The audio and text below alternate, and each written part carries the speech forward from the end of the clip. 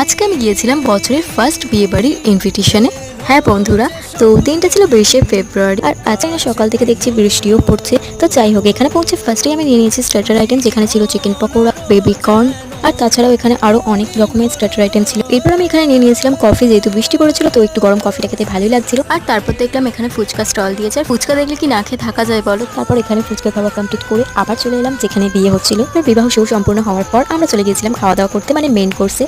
তো ফার্স্টে এখানে দিয়ে দিয়েছিল স্যালাড, কড়াইশুটির কচুরি আর তার সাথে চানা মশলা। তো এরপর এখানে দিয়ে দিয়েছে আমার ফেভারিট ফিশ ফ্রাই, তার সাথে কাসুন্দি। আর সত্যি বলতে ফিশ ফ্রাই খেতে, মানে গরম গরম ফিশ ফ্রাই খেতে দারুণ লাগে। তো এরপর এগুলো খেয়ে নেওয়ার পর এখানে দিয়ে দিয়েছিল ফ্রাইড রাইস আর তার সাথে চিকেন কষা।